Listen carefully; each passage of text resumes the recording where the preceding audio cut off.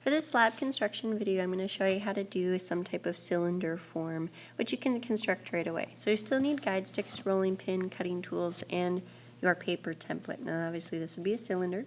So you want to throw it on your clay, roll it out using the guide sticks. I'm not going to spend a lot of time on this for this video, but basically you want to try to make a long slab for this because you are going to need that width for your cylinder.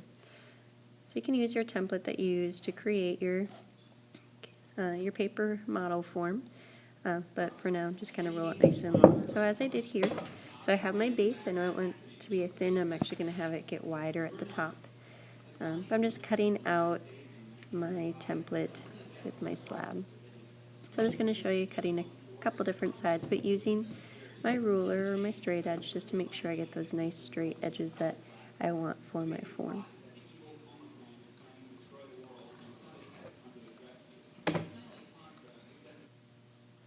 Okay, an option that you might have is to use some type of impression, so using fabrics.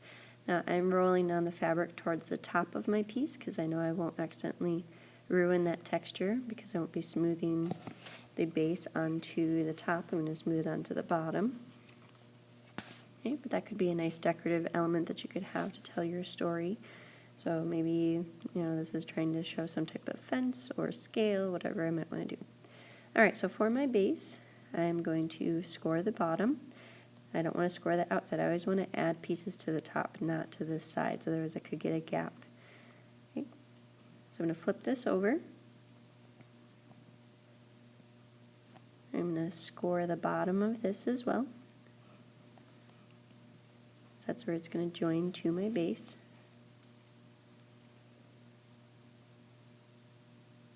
Okay, then I'm going to grab either my template or even just some type of newspaper.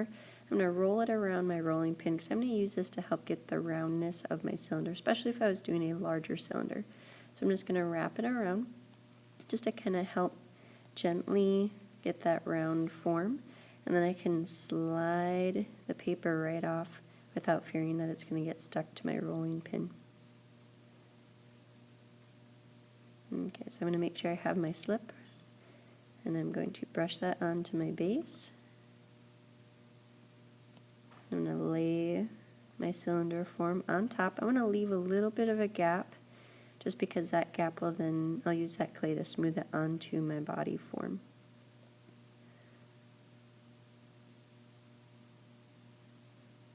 Okay, so it appears to be a little skinnier than my base, and that's okay, that's what I want.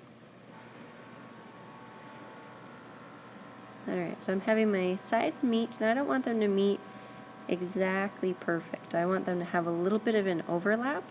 So I'm actually going to take my needle tool and I'm going to cut away. I'm going to cut towards the outside on one side and then I'm going to cut towards the inside on the other. So in this case I'm cutting towards the inside, so this is going to lay over the other part that it's meeting. And then I'm going to cut towards the outside for the other, where the other side will lay on top. This will ensure that I have a nice good bond, and it'll also minimize how much I have to smooth out my texture that I created. So it's cutting away.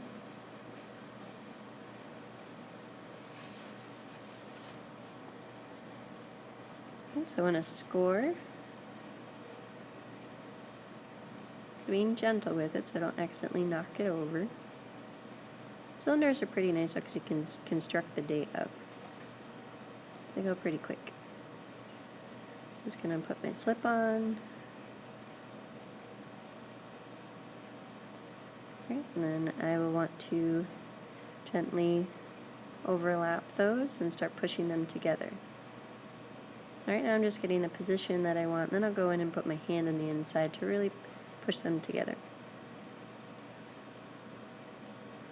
Alright, so I have one hand on the inside, one hand on the outside, pushing them together.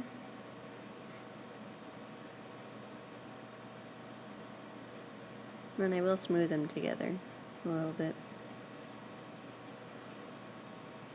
Definitely towards the rim. That's where I really want to make sure that I smooth it together, otherwise that will be the part that will split and have it crack later.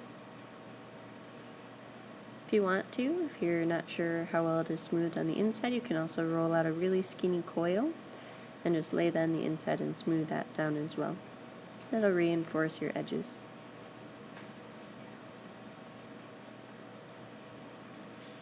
Alright, so I'm going to take my rib, whether it's a serrated or a non-serrated rib. I'm just going to use the flat side.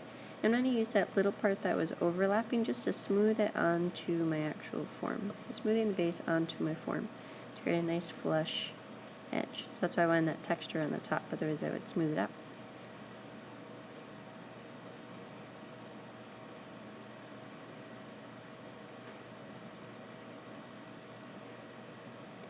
You'll notice that there's a little bit of a gap in the inside as well, so you might want to do a little skinny coil for that, just to really reinforce that, or try to smooth it down.